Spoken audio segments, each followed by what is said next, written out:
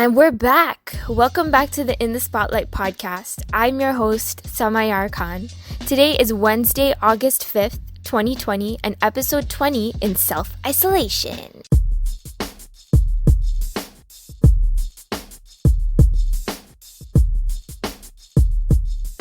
It's been a while, so let's get into the news for today.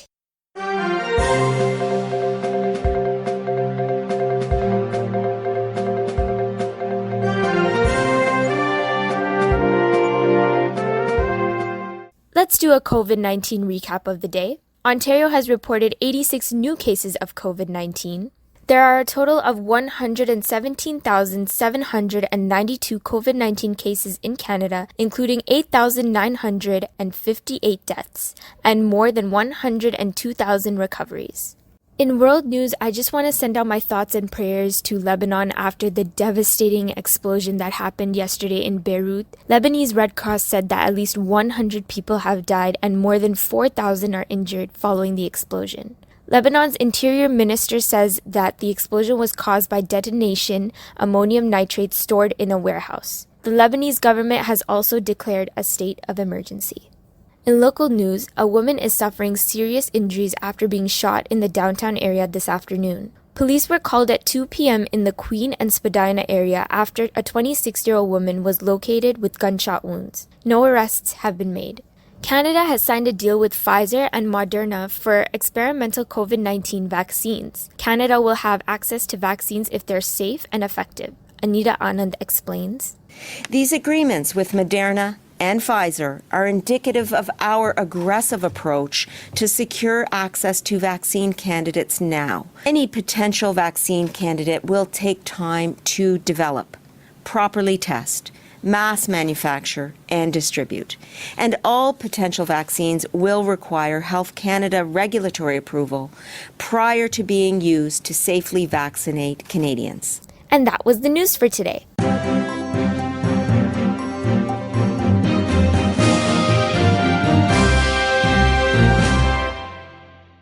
So I know I haven't aired an episode of this podcast in a while. It was because I was in summer school for a bit and I kind of took a break to spend time with my family. And now that Toronto's in stage 3, I'm able to spend more time with my extended family, like my cousins and stuff. So it's been fun. While Toronto is still in its opening stages, like in stage 3, congregating in large groups is still really risky. So there's one event that I really miss going to during the summer, and that is weddings. Coming from a big Indian family, my family's from Hyderabad, and yes, our biryani's the best. Don't at me. Anyways, I've attended a wedding almost every year in the last couple of years, and there's been a lot. I've been to a lot of weddings. And most of the time, the weddings are in the summer because the weather's better, it's warmer, it's nice, and I love the outfits. I love seeing my cousins. Indian wedding food, bomb. So good. So good. So segueing into our new topic, I was scrolling through social media the other day and I came across a bunch of people talking about this new show on Netflix. So I was like, oh, let me see, let me just check it out or whatever. And it was about the show called Indian Matchmaking. And I think it was trending for a bit on Twitter, and currently it's trending number 10 on Netflix in Canada. And it released on July 17th. And I normally don't watch these type of shows, but I was reading so many tweets and I was seeing so many memes that I'm like, yo, let me just watch it. So I watched it with my family and I was so curious, so I decided, I was like, okay, let's watch it together. I watched it with my parents, and now that I've finished all the episodes, I just want to give my thoughts and my opinions. And this is TV show reviews with Sama. Just a disclaimer, I'm giving my thoughts and opinions on the show and my honest review. So if you have any suggestions or any comments about the show that maybe I've missed, or even you just want to give your thoughts on the actual Netflix show itself, leave it in the comments below because I'd love to interact. So this is how it's gonna go. I'm gonna give my brief summary of what I thought of the show, and each episode is going to have an in-depth look at the cast members of the show. So think of this as part 1 of the series, and in a couple of days I'll release another episode, like part 2, part 3, part 4 of each member of the show. So I think there may be like 8 cast members, so there might be 8 parts. I'm not sure yet. I'll figure it out. But yeah, stay tuned, and yeah, think of this as part 1. So I have a lot of mixed feelings about the show. For people who haven't seen it, it's an 8-episode series about a matchmaker named Seema Taparia, and she goes to different parts of the world to try and set people up for people who want to get married. And she uses bio datas, which are essentially like dating profiles. They're kind of like Tinder profiles, but they're like on a piece of paper, like Tinder, Minder, like whatever. And they're printed on a piece of paper, and it has the person's picture, their height, what they've done for their education, their career, their hobbies, what part of India they're from, or where they're from essentially. And it's pretty much a resume. Now, let me tell you something about Seema. There were a lot of pros and cons about her. I was very iffy with her a lot of the times throughout the show. I liked what she said in some instances, but then in others, I was like, what the hell are you talking about? Like, what are you talking about? In the show, I noticed a lot of outright colorism about how fair skin is superior or whatever. That I completely disagree with, and I think it's super backward. And a lot of that mentality is still around in the Desi community. And it's one of the traits that I hate, because there are so many beautiful people in this world, and there isn't just one standard of beauty. Every color, every shape, every size, man, woman, they're all beautiful. And think about people's personalities, think about people's characters, their goals, their ambition, their overall well-being. You cannot solely base an overall human being based on their skin color. It's wrong, it's discriminatory, and there's no need for that. There's no place for that. And I just completely disagree with that, and I thought that was super wrong. That's just my opinion on that.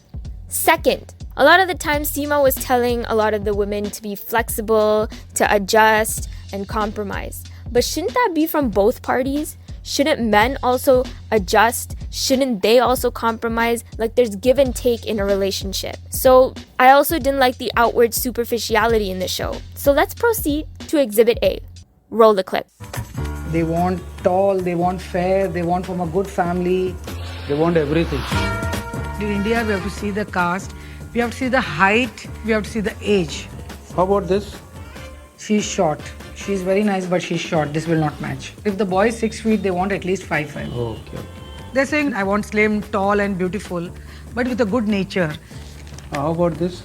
Oh, she's 5 feet. She's 5 feet. I think from a good family, good education. Do you see what I mean? Some of Seema's clients include Aparna, which we'll get to later on, Pradhuman, Nadia, Vyasar, Ankita, and Akshay. And this episode will solely be on Aparna and how she navigates through her dates, her character, her personality throughout the show. And let me start off with Aparna, actually. I feel like there were more cons to her than there were pros. She's a lawyer who lives in Houston, Texas, and my family, as you know, has a huge connection to Houston, Texas. There's also a story time about that and how my dad ran a restaurant in Houston, Texas in episode 17, so make sure you guys check that out. Anyway, shameless plug, back to Aparna. She's headstrong, she's career-driven, she's a go-getter, which is good. But at the same time, she's negative, she's stiff, she's mad uptight, she's really picky. She's also a narcissist, and she thinks she's better than the people that she dates. And she has super high standards, and sometimes she's rude. She's also super bad on dates, and she's stuck in her ways. That's a lot. I don't like saying it, but it's a lot. And roll the clip. There's nothing about me that I think I need to change or evolve or grow into to be a better partner for someone else. My type's evolving, definitely. I think in the past, I kind of labeled other guys as boring if they weren't up to everything I wanted to do and then more. My friend set me up with someone and we went on one date, and quite quickly I realized, not for me. nice guy, but, when I told him I wanted to go to Bolivia during the wet season to see the flamingos in that red lake, he looked at me blankly. He didn't know Bolivia had salt flats. I was like, oh, yeah. Like, this stuff right here, it's weird. It's super weird. And she said that she hates comedy or when a dude has a sense of humor. Like, what kind of person does not like a sense of humor in a partner? Like, what? Like, where is your mind? That relationship would be so boring. Like, if you can't laugh together, like, what is that? I know, mad weird. Who understands sense of humor. Oh. You know how I hate comedy. I've dated what my friends called the funny man, and it's never gone very far. I usually don't find those people funny. My family and I were cringing so much whenever she would go on dates. The first date of hers was an epic freaking fail. The man's name was Srini. He was cool.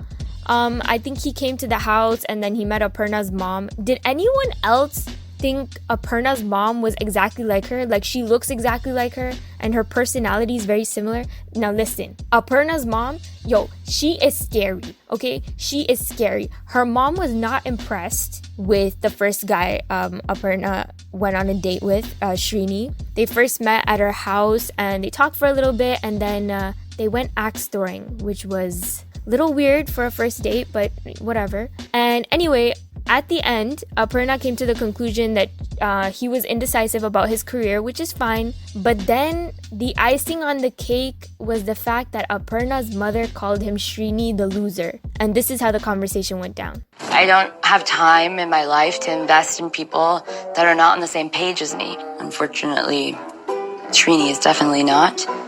Srini the loser. Yeah. Quite quickly I realized, not for me. It doesn't match my future at all. I will talk to you never. Damn, they were harsh. Very harsh.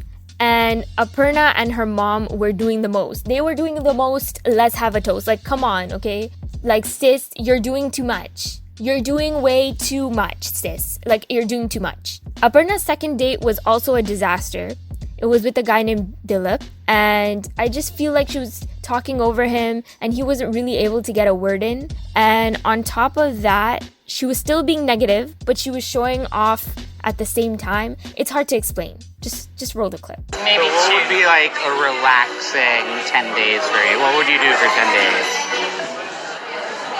Why did you put the word relaxing in front of it? Because that's relaxing. Laying it, like, can you relax? Yeah, for 3 days. Like, why would you relax for 10 days? That's weird. I don't know. What's happening in your life that you can't relax in your real life? Like, I'm concerned if you have to relax for 10 days. You know what I mean? Yeah. I'm like, what's wrong with you? Feel relaxed now that this is all over.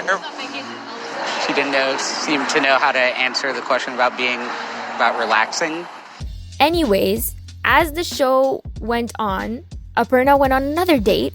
This is the third date with a guy named Shaker, who's also a lawyer. And Shaker was my favorite. He was super nice. He was a lawyer too. He had his own law firm.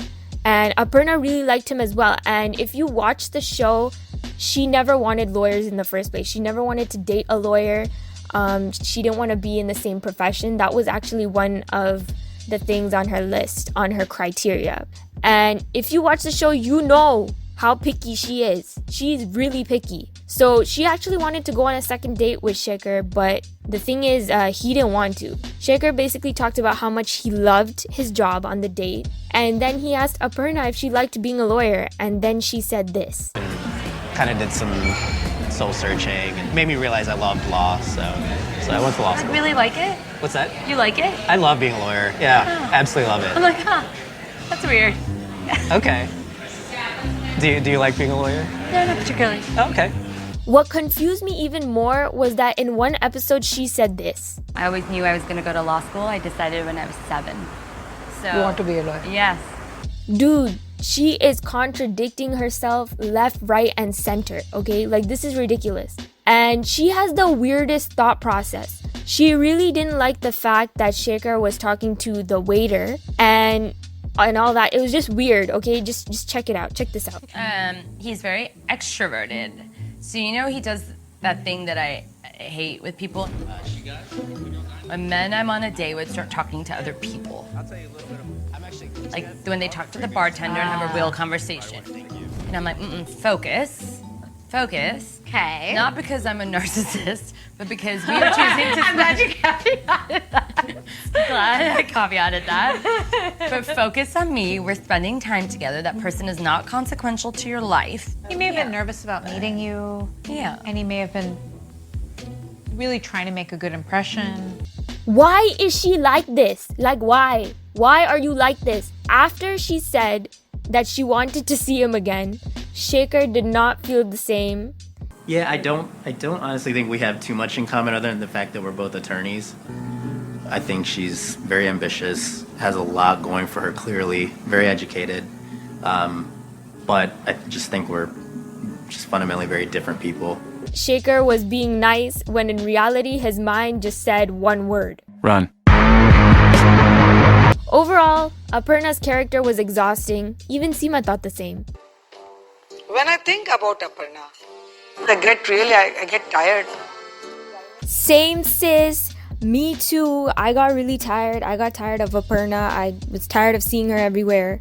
But she went on a few more dates with a few more guys, and then she went on a Skype date with a guy named Jay, and they showed like a montage of that. And then she actually went on a real date with him in person, and they went to goat yoga, and he actually met Aparna's friends.